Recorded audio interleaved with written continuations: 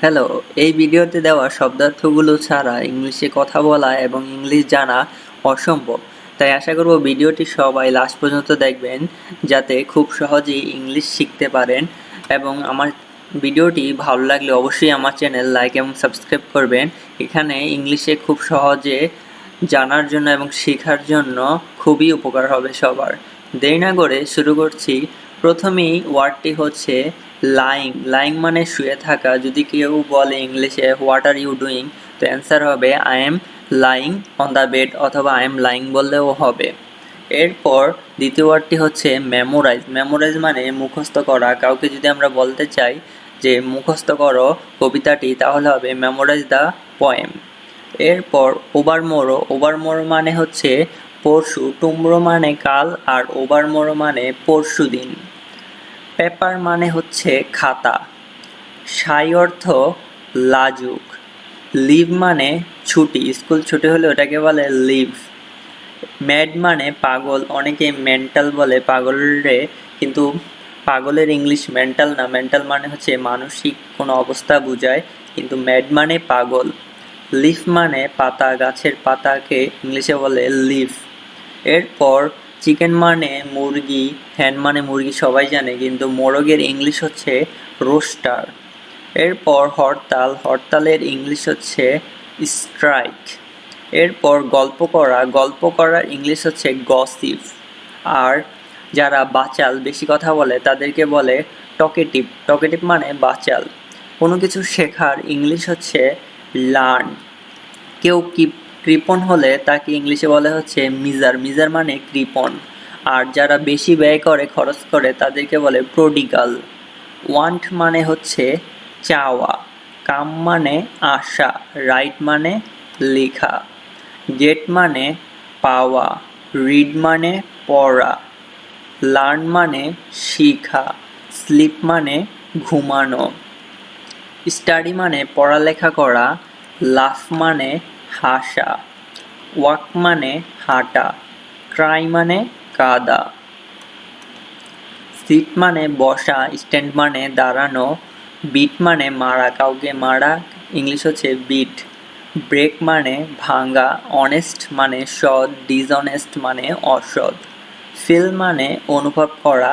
যেমন কেউ যদি জ্বর জ্বর অনুভব করে, তাহলে ইংলিশ হবে আই এম ফিলিং ফিভার, অথবা আই এম ফিলিং কোল্ড, অথবা আই এম ফিলিং হট কারো গরম লাগলে। নো মানে জানা। ডু মানে করা। লাই মানে মিথ্যা কথা বলা। টেক মানে নেওয়া। যদি আমরা কাউকে কোনো কিছু নিতে বলি, তাহলে হবে টেক দিস বা টেক ইট। ফরএভার মানে সব সময়। স্পিক মানে বলা। উইথ মানে সাথে। কারো সাথে বোঝালে উইথ হবে, যেমন হি ইজ উইথ মি, সে আমার সাথে। ইট মানে খাওয়া। লিসেন মানে শোনা। এটাকে অনেকে লিস্টেন বলে, কিন্তু এটা উচ্চারণ হবে লিসেন। ড্রিঙ্ক মানে পান করা। কোনো কিছু তরল জাতীয় জিনিস খেলে সেটা হচ্ছে ড্রিঙ্ক। আর এছাড়া ইট মানে হচ্ছে খাওয়া। অলওয়েজ মানে সব সময়। হোল্ড মানে ধরা। কোনো কিছুকে ধরতে বললে কাউকে, যেমন হোল্ড ইট মানে ধরো এটা। ব্রিং মানে আনা। ইল মানে অসুস্থ। এখানে আই ডাবল এল। ইল মানে অসুস্থ। সিক মানেও অসুস্থ। বিকাম মানে হওয়া। কাইন্ড মানে দয়ালু। আর রুড মানে কঠোর। ফেস্টিভ্যাল মানে অনুষ্ঠান। এগ্রি মানে কারোর সাথে রাজি হওয়া, সম্মত হওয়া। ডিসএগ্রি মানে রাজি না হওয়া, কারোর সাথে মতের অমিল। থিঙ্ক মানে ভাবা। মিট মানে দেখা করা। ফাইন্ড মানে খোঁজা। স্টে মানে থাকা। স্টিল মানে চুরি করা। সি মানে দেখা। পুট অর্থ রাখা। লিসেন মানে শোনা। অ্যাংরি মানে রাগান্বিত হওয়া বা রেগে যাওয়া। কাম মানে শান্ত। এখানে CALM কালম হবে না, এটার উচ্চারণ হবে কাম। কাম মানে শান্ত, স্থির। ফুল মানে বোকা। ক্লেভার মানে চালাক। কোয়ার্ল মানে ঝগড়া করা। আর ফুল মানে যেমন বোকা, ডাম্প মানেও বোকা। সিক মানে অসুস্থ, ইলের অর্থ যেমন অসুস্থ, সিক মানেও অসুস্থ। ডিবেট মানে কারোর সাথে তর্ক বিতর্ক করা।